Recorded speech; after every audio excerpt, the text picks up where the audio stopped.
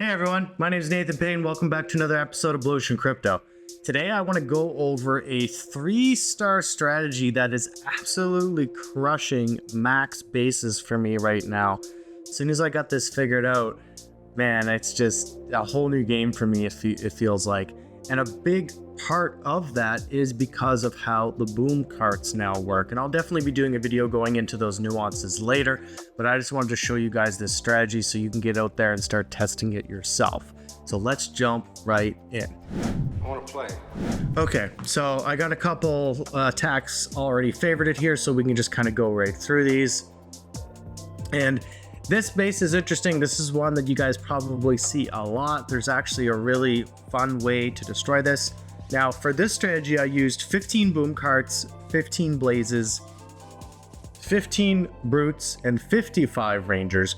I actually kind of prefer 16, 16, 16, but I want to show you guys too, you can do kind of slight variations on this, see if you find a sweet spot. Basically what I did is I just blew up the corner. I blew up the next corner to get into the center. The whole idea here is the mirror that pulls over is actually going to pull all my troops into the center of the base. I just had to get rid of all the trash. It is a little risky getting everything kind of clumped up like that. So as long as there's not too many motors, like that one motor shot could have ruined my day, but my rangers luckily were fine.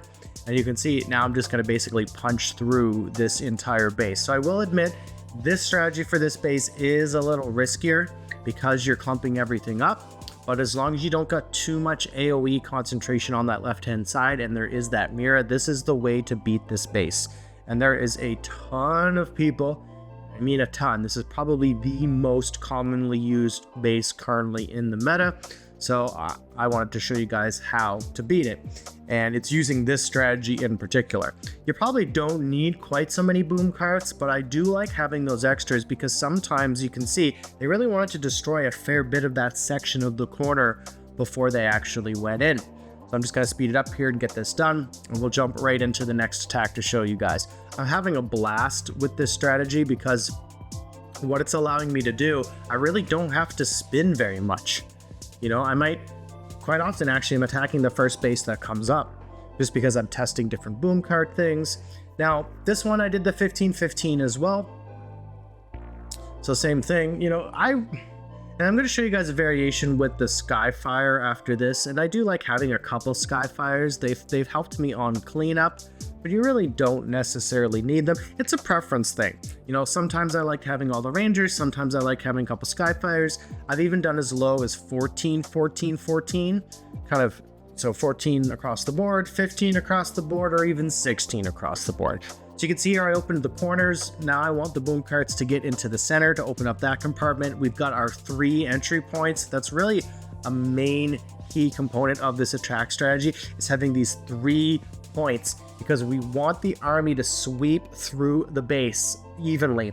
That's what's going to keep our troops alive. We're not getting too much concentration of AoE defenses on our troops, messing up our attack. So we're able to just kind of nice and cleanly move through the base, and by doing that, it's pretty much what wrecks these bases. Now this one was not as a common design, I guess you could say, but I just wanted to show you an example of, you know, just found this base, was like, well, yeah, I can make 3 entry points. Okay, let's attack this. And that's probably one of my favorite parts about this strategy right now is I feel like I can attack almost any base. There are some with lots of compartments, or maybe more difficult double, triple layer wall things that sometimes I'm like, I don't really need to try to test that. So I mean, there is the occasional base that feels like it's not necessarily the best idea, but it's very rare to run into those. Most of the time I can just attack anything I want to.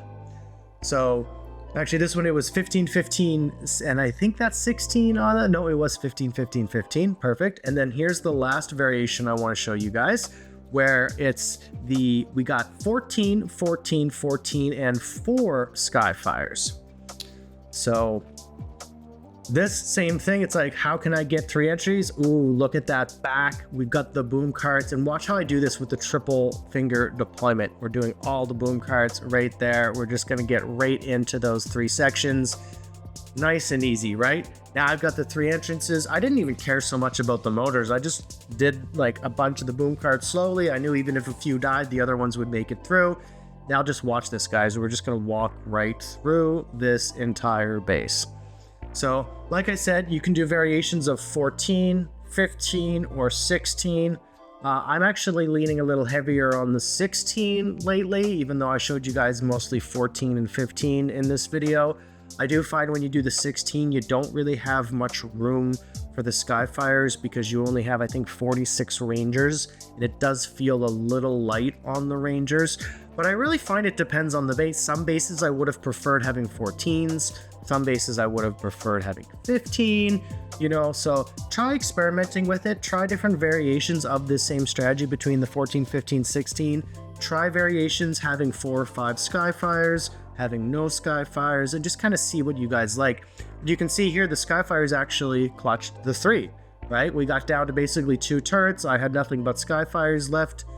That's all I needed to kind of get through and finish the rest of this trash, and it got us the 3-star. So here's a great example of when the Skyfires actually were important, and I wouldn't have even gotten that 3-star had I not brought them.